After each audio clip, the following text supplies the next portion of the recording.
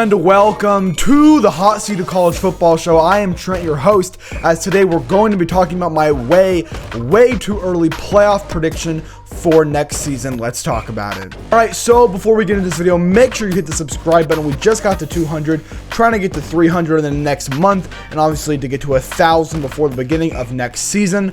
Also, remember to like today's show. Videos that get likes get promoted double or 3 times the amount more on YouTube. So if you want to help grow the show and help get the video promoted and spread out to new audiences on YouTube to grow this community, please do. It's free, costs nothing, takes 2 seconds. Please do it right now. And then if you want to turn on the notification bell so you get a notification every single time I release a new video, so you can get to see my videos before anyone else on YouTube. You can be the first ones to watch. But yeah, today we're going to do my playoff prediction. We're going to get to it in a second. I do want to say, earlier today, my little brother does flag football, and he is a monster. He is, I call him the Caleb Downs of Pee Wee football. This boy plays running back and safety, and I might make a video and show some of the highlights, but some of the tackles he makes, I mean, they are diving one-handed, and he made one today, and he got hurt a little bit. He teared up a little bit. He got up. He sucked it up. And then a couple minutes later, scored a touchdown. They won today in overtime, so that was really fun to see. But he missed a tackle, got back up, chased a kid down, and pulled his flag before he can score. And I just want to show you what it looked like. You can't, it's hard to see, but the kid in the middle is the guy with the football. And you see on the right, that is my brother. If you know Bijan Robinson when he was at Texas and played against Oklahoma, the injury that he had when he got, it looked like that kind of. You could see his head at the bottom completely landed on his face, legs up. I mean, this is his head, and that's his legs. I mean, he absolutely ate it. But he got the flag, stopped the touchdown, and they turned it over on down. So this play actually helped them win because they went to overtime. So this was a thing that completely changed the course of this game. But he absolutely ate turf today. He's doing okay. I think he's fine. He's not really injured. He just hurt. You know, I'm looking at it. Hurts a little bit. But yeah, I just wanted to kind of share that a little bit because I thought it was. I'm not gonna say it's funny because little kids getting hurt is not funny. But you know, it was a great play and he absolutely ate it. But yeah, let's talk about, hold on. There we go. My thing wasn't spinning. Yeah, let's talk about, this playoff. So I'm going to go talk about teams 1 through 12, or we'll start at 12. So my group of 5 representative is, I actually have South Florida. Brian Hartline going there, bringing some Ohio State players there, which would be big for them. They were great last year. They're losing their coach. Losing their old coach, losing their old quarterback. But I think USF, we're probably a year earlier on them.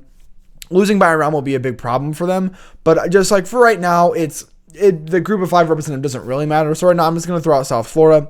At 11, I have Penn State. And they're probably something like 10-2. A 10-2 team, probably with losses to like USC. Or no, I think maybe like losses to Michigan, maybe like a Washington. Beat USC because I don't have USC in this playoff. We got Penn State at 11. I got Alabama at 10, probably also a 10-2, maybe even a 9-3. At 9, I have Texas, probably 10-2. At 8, I have Indiana, also one of the 10-2, probably. At 7, I have BYU, who is my Big 12 champion. Probably like an 11-2, 12-1 team. I got Georgia at 6 at probably 11-1 or 10-2. I got Miami at 5, the champion of the ACC, probably an 11-2 or a 12-1 team. At 4, I have LSU. They are my champions of the SEC, probably another 11-2, 12-1. At 3, I have Oregon, again, another either 11-2 or 12-1 team. And then at 2, I have Notre Dame. I actually think Notre Dame is going to go 12-0. And then number 1, I have Ohio State going 12-1, winning the Big Ten. Finally winning the Big Ten. And this one, it's kind of, they lose to Oregon in the regular season, and then they beat them in the Big Ten championship. So that's why they're at 1. So, yeah, that is my playoff field. So, let's talk about some of these games. We'll start off with the first round. And this is actually a very interesting, I think a very entertaining first round compared to the last year. And really the past 2 years of the first round has been like one good game and everything else sucks. The first year, there actually was, I guess Ohio State, Tennessee was supposed to be good. None of them, I guess Texas Clemson was kind of a good game. And then this past year, A&M Miami was a decent game. Alabama Oklahoma was decent. And then the other two sucked because they were against group of 5 teams. So let's start off with the 5-12. I have USF on the road at Miami. We saw this game last year. It was not pretty for USF. I have Miami advancing, beating USF in an all-Florida matchup. For the 6 versus 11, I have Penn State now with Matt Campbell and Rocco Beck heading on the road to Athens to play Georgia. I like Rocco Beck and I like what this team can do, but this was a cakewalk team. This was a fraudulent team heading to this year's playoff at a very, very easy schedule. And honestly, with the schedule they have going 10-2, maybe they don't get in. Maybe they have to be an 11-1 to even sneak in, even as an 11 seed. But I do have Georgia advancing. I just think Kirby is long overdue for a playoff win. Plus at home with a senior quarterback, especially being a little angry after how last year ended against Ole Miss. So I got them advancing. The 7 versus 10, I have Bama on the road at BYU. And it's like, well, why is someone like BYU over Texas and Indiana? And you're like, well, because I know how the playoff does this. Texas Tech was the 4 seed. They were 12-1, even though I don't think they should have been the 4 seed. If you're 12-1 and you win your conference, you're going to be ranked high over teams that are 10-2. So I have Bama on the road at BYU. I think this could be a very close game. I think BYU has had 2 very, very solid years. They've been like the second or third best team in the Big 12. I think Texas Tech will take a step back. I will never, ever predict a repeat Big 12 champion. I don't think in my life, I think that's one of my philosophies in life. Don't ever do it because you're probably going to be wrong. So, but I think Bama will struggle through on the road at BYU. Remember, this is Bear Bachmeier's second year, who was a converted receiver as a freshman, but was very, very good last year. I wonder if he'll still be wearing number 47. But yeah, I got Bama advancing barely. And for Bama, I would probably project. I think Austin Mack might win the job, but Keelan Russell takes over. I think there might be a situation where Bama's like 7-2, 8-2. Hey, if we lose one more game, we're out for the year, and they put Keelan Russell on, he carries them to a 10-2 record, leads them to the playoff.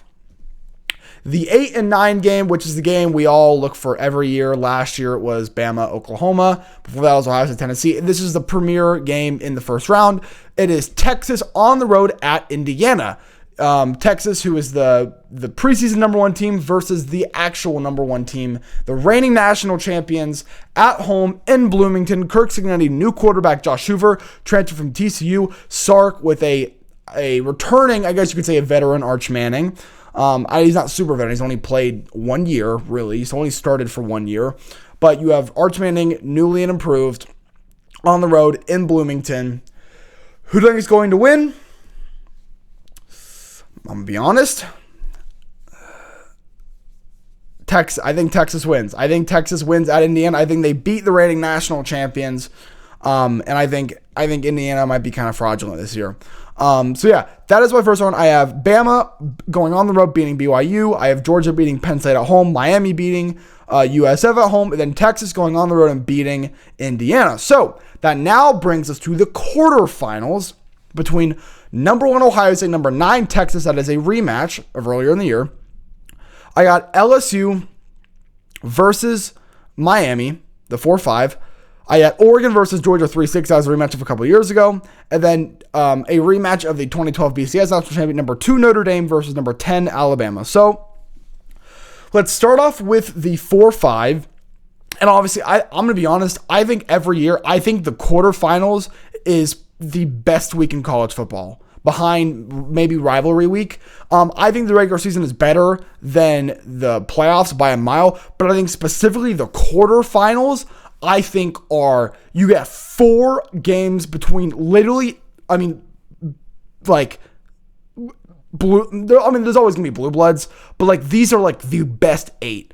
And I think obviously the semis are the best 4, but there's always upsets where, not all the best teams get to the semis, and there's like a 15-day gap, so the hype will be down, and there's only 2 games instead of 4. I think having 4, Ohio State, Texas, LSU, Miami, Oregon, Georgia, Notre Dame, Alabama. This is like crack. This is my crack.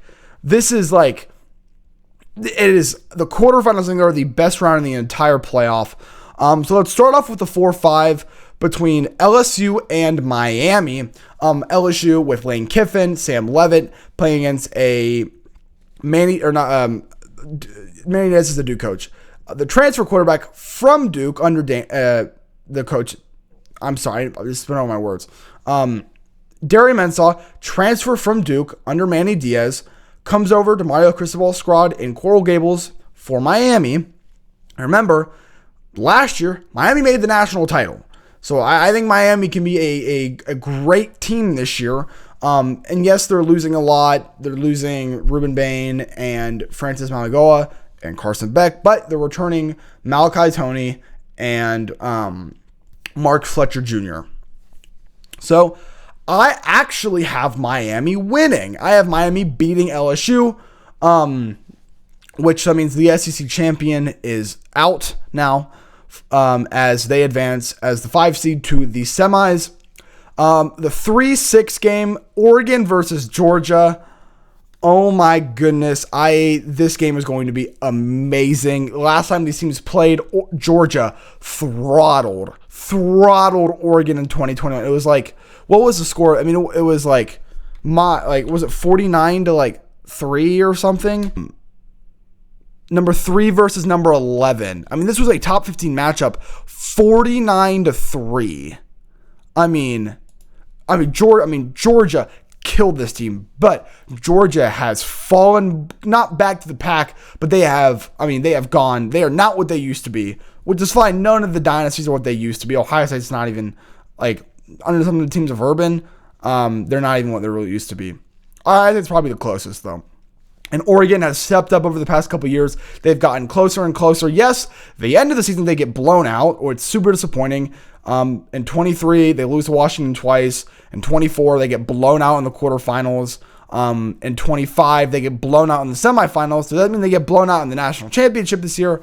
I don't know. But I really like this Oregon team. I actually have Oregon winning. I think the Big Ten is completely past the SEC, and I think Oregon beats Georgia. The 2-10 game between Notre Dame and Bama. This is a Bama team with a lot of questions. This is more of a rebuilding year.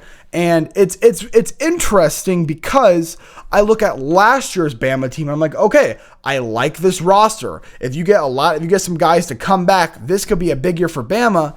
And then they didn't. A lot of guys went to the draft. Ty Simpson went to the draft. And that was kind of it. So Bama doesn't really this year's Bama team aren't really afforded hey, this is going to be a senior team. No, everyone kind of left. So you're going to be either between a redshirt freshman Keelan Russell or a veteran older player who's never played football before, never started, Austin Mack. Compared to Notre Dame, who felt like they were very not respected to be left out of the playoff last year, before they made the national title. And if Notre Dame made the playoff, they could have made a run. So they feel like they were scammed. Obviously, they didn't deserve to make it. If you didn't have 2 group of 5 teams in, then sure. But that's just how the way it played out. Notre Dame, Miami beat you. They should have gotten over you, and they did. So, and that team made the national championship. But yeah, people are saying recently that CJ Carr is the best quarterback that Notre Dame has ever had. You had Joe Montana, so I'm not gonna say that he is the best, but I think he's definitely up there. And yes, you're losing Jeremiah Love, but you're returning a lot of other guys. And this offense with now Mylan Grimm and Quincy Porter, I think Quincy Porter will play. I do not think Mylan Grimm. I think Mylan Grimm is going to be he left Ohio State because I want to go play, and then he's not going to play because all these guys who leave their schools to get playing time, they're not that good. That's why they didn't get playing time before. They go to their newest school and they don't get played. I don't think Mylan Grimm is going to start on this team. I definitely think Quincy Porter probably will, but we'll see. But I have Notre Dame beating Alabama. And honestly, I don't know if it would be a blowout. I mean, maybe it could be close. But for Bama, it is a struggle under Kalen DeBoer. I made a top 10 coaches on the hot seat. I'm going to pin it. I'm going to pin it up here sometime during this video. It'll be in the description. It's on the homepage of the channel. It's one of the most recent uploads. So you should go watch the video. I talk about Kalen DeBoer a lot in that video. So you should definitely go watch that video. But yeah, I got Notre Dame advanced. So that, and then actually, no, we got one more game. Number 1 Ohio State versus number 9 Texas. And this is one of the things where it's like, how many times can you beat Texas in a row? Because we beat them in 23. You beat them in 24. You play them in 25. In this situation, I have Ohio State beating them. So you've beat them 3 times in a row. Georgia's done it. I think Ohio State's going to do it. So now it's Ohio State versus Texas for the 4th time in 3 years. Can Ohio State sweep them? I'm going to be honest. I don't think so. Either I think Ohio State's going to maybe lose to Texas once during this year. Is it going to be during the regular season or is it going to be in the playoffs? I don't know. But it's one of the things where it's like, if we play Texas twice, do I think Ohio State's going to beat them twice? Maybe not. I don't think so. But I just think this is a specifically talking about the playoffs. This is not really me factoring in. I mean, a lot of the rankings factoring in the regular season, but it's not like, well, I'm going to pick Texas to win now because Ohio State beat them in my projected regular season for this. So I'm not including that. I would be lean to pick Texas, and you have like a Notre Dame, Oregon, Miami, Texas semifinals, which I could 100% see. But I just think Ohio State's better, so I'm going to pick Ohio State over Texas. I am not confident on that, though. I 100% think that, like, I would maybe even think Texas is going to win that game in the playoff, and then your semis is Oregon versus Notre Dame, Texas versus Miami. But in this situation specifically, since we're not really factoring in the regular season a ton, I'm going to pick Ohio State. I think they're the better team. So my semis are number 2 Notre Dame versus number 3 Oregon, and then number 1 Ohio State versus number 5 Miami. We'll start off with the 2-3 game, Notre Dame versus Oregon in the semis. And look, Notre Dame didn't make the playoff last year. Oregon got to the semis, got blown out. I like their matchup over Notre Dame. And with Dante Moore coming back, I think Dante Moore... I think Dante Moore is not as good. I think CJ Carr is a better quarterback than Dante Moore. But Dante Moore has started more years than CJ Carr. Dan Lanning has been so close and then gets blown out. Do I think he's going to get blown out 3 years in a row? No. And I will say, Dan Lanning, he doesn't lose close games. It's either ever since he lost to Washington in 23 and 24 and 25, it's we're going to beat you close or we're going to lose bad. Indiana beat him by 10, then beat him by like 50 billion, and Ohio State beat him by like 20. So, and it was 34-0 or 34-8 at halftime. So it was definitely the margin of win was more than really 20, but it ended up being 20 in that Rose Bowl game when Ohio State won the national championship a couple years ago. But I'm gonna pick Oregon over Notre Dame. I just think that Oregon. I think this is Oregon's year. And with them starting the playoff, coming off of a loss in the Big Ten Championship, I think they will be very angry and be like, this is now or never. The future looks bright for Oregon, but you're going to lose a ton of guys, and you're going to have to be starting Dylan Raiola or a freshman, another transfer. So this is definitely the year for Oregon. So I have them beating Notre Dame in a very close game. And that will bring us to the other semifinal game as the Buckeyes of Ohio State will play Miami for the rematch of last year. Either way, I know we lost to them last year, but we beat them in 0-2, won the national title. So now, can Miami beat Ohio State 2 years in a row to win the national title once again? Hell no! Hell no! Hell no. Screw Miami. You guys are actual trash. You are all convicts. Ohio State's going to wipe the floor with your ass as they will advance to the national championship against Oregon. And again, a Big Ten team will win the national championship, as it's Oregon-Ohio State is my projected national championship. Number 1 versus number 3. Can Ohio State win 2 in 3 years, or can a 4th Big Ten team win it in the 4 years? So, between Ohio State and Oregon, for Ohio State, obviously, you get Julian Sand and Jeremiah Smith. Ryan Day is a better coach than Dan Lanning. But now, Dan Lanning, he has been so close. You got embarrassed in the Rose Bowl 2 years ago. Who thinks going to win? I've made a video a couple weeks ago when I was on vacation about how I feel about Ohio State in 2026. And I got a lot of flack for it because people were saying I'm not a diehard Ohio State fan, even though I spent all this money making this channel and all of this and this and the camera and everything, because I've been negative, which is, I thought that was the Ohio State way. I thought us being super negative and telling us to fire the coaches meant that we were diehard. We were the lunatic fringe. So I was negative on saying that I think Ohio State will have a good year, but for it to be a successful season, people say if you don't win the national title, it's a failure of a season. That's BS. We've been playing football for 150 years. We have 9 national titles. Are you saying that 141 years were failures? No. I think for Ohio State to have a successful season, they need to do 3 things. They need to do 2 of 3 things. Beat Michigan, win the Big Ten, win a national title, and then I guess I'll win a playoff game. So if you win a playoff game and beat Michigan, I think it's a successful season. If you win a playoff game, win another playoff game, and win the Big Ten, that's a successful season. If you win a playoff game and beat Michigan, and Jeremiah wins a Heisman, I think that's a successful season. I don't think Ohio State's going to win the national title, though. I'm picking Oregon to beat Ohio State because I said Ohio State's going to fail. I think Ohio State will beat Michigan. I think they'll win a playoff game. I think they have to win the Big Ten, but I don't think Jeremiah's going to win a Heisman, and I think they're not going to win the national title. And I guess by my standards, I think that is a successful season. I think winning the Big Ten, beating Michigan, winning more than 1 playoff game, that is a successful season. Does Jeremiah win the Heisman? Maybe. Do they win 2 or 3 playoff games? Do they not win the national title? I mean, who knows? But I think Ohio State will, after getting bounced last year in the playoff, I think they'll win a playoff game, and I think they'll beat Michigan and at least make the Big Ten championship.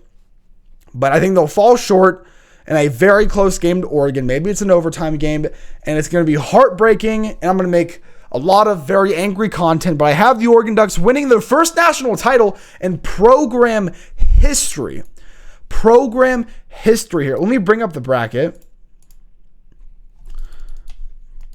Here's my playoff bracket. You have Texas beating Indiana, Miami beating USF, Georgia beating Penn State, Bama beating BYU, Ohio State beating Texas, Miami beating LSU, Oregon beating Georgia, Notre Dame beating Bama. I got Oregon beating Notre Dame, and I got Ohio State beating Miami, and then I have Oregon beating Ohio State, as they will be your national champions. But that's all I have for you guys today. Make sure you hit the subscribe button. We're trying to get to 300 in the next month or so. And we're trying to get to 1,000 before the beginning of next season. Please make sure you do that. Also, remember to like today's show. It helps you to promote the show, and we're trying to grow this show as much as possible. And then if you want to turn on the notification bell so you get a notification every single time I release a new video, that would be great. But that's all I have for you guys for right now. I'm going to be releasing my Big 12 power rankings later today, so make sure you stay tuned for that. But again, that's all I have for you guys today. I'll see you guys all tomorrow, and as always, thank you.